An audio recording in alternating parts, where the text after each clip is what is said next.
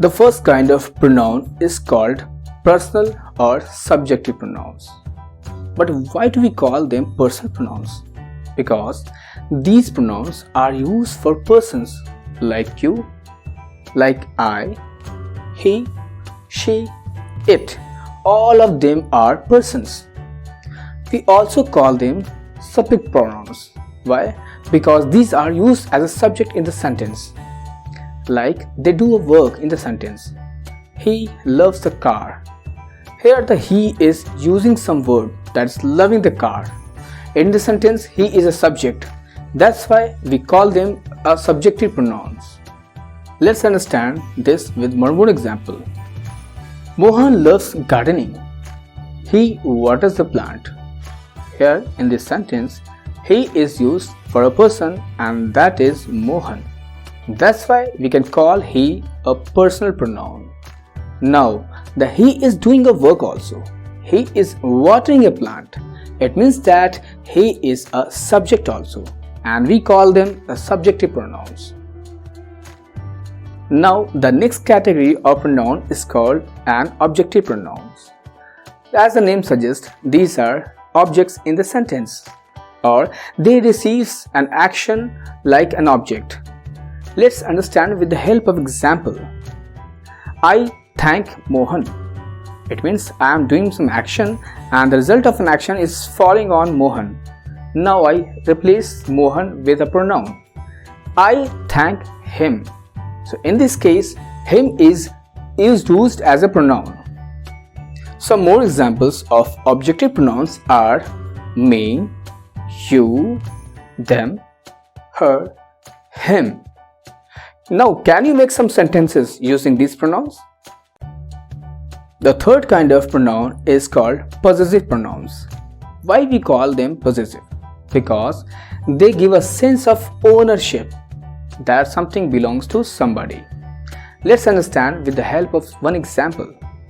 I will take care of my bag, but you will take care of yours. Here the word yours is used for something which you have an ownership of. That is bag. There are some more words which are possessive pronouns like mine, yours, hers, his.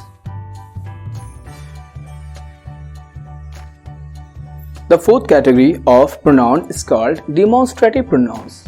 We call them demonstrative because they demonstrate to something or they indicate or point out something. Let's understand with the help of example. Look at the Ram's new shirt. That is red in color. Here the word that is an example of demonstrative pronouns because that is denoting something and that thing is the red shirt.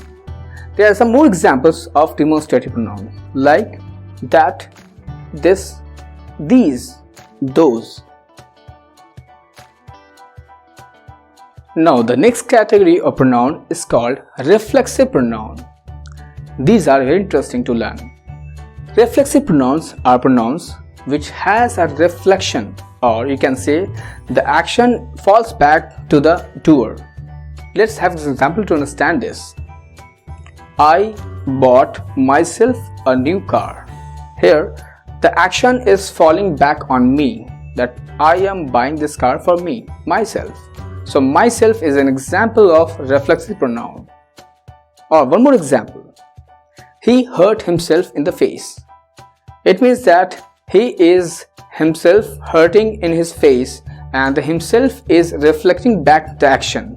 It means that all the pronouns which reflects the action back is called reflexive pronouns. Some examples like myself, yourself and yourselves.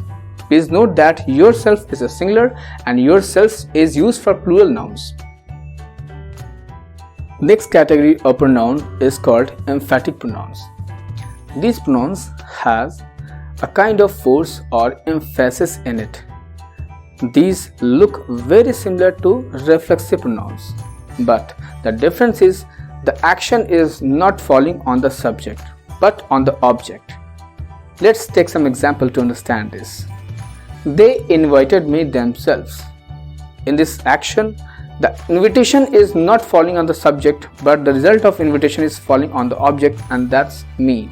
So themselves is an example of intensive pronouns. There are some more examples like intensive pronouns: me, myself, himself, themselves, ourselves. Reciprocal pronouns. This is the next kind of pronouns. These kind of pronouns act in a similar way, like each other, one another. There are just two examples only. Let's understand in the sentence. Sierra greets Mohan and Mohan greets Sierra. Now we can say Sierra and Mohan greets each other. So here the each other is an example of reciprocal pronouns, and it indicates an action happening in a similar way. Now let's have the next category of pronoun is called relative pronouns.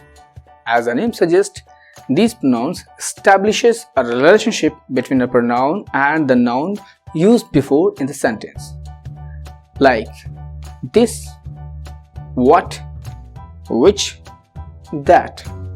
Let's understand with the help of some example. Please return my crayons which I lent you yesterday. In this sentence, which is an example of relative pronouns because which is indicating a thing which is crayons which was lent yesterday. Now one more example. This is the house which Jack built. Now the word that is example of relative pronouns because that is indicating or pointing out to a house which was built by Jack. The next category of pronoun is called indefinite pronouns. As the word suggests, indefinite, these pronouns are unknown, like someone, any, all, some, or one. Let's take some example to understand the use of indefinite pronouns. Someone is knocking at the door. It means someone is unknown. We don't know who is it. And now again we got the example, who is it? Here the who is again example of indefinite pronouns because we don't know that who is it.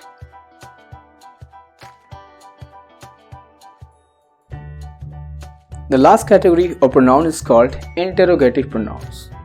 These are also called question pronouns because they ask questions and the answer is always a noun. Let's understand with example. Who is your best friend?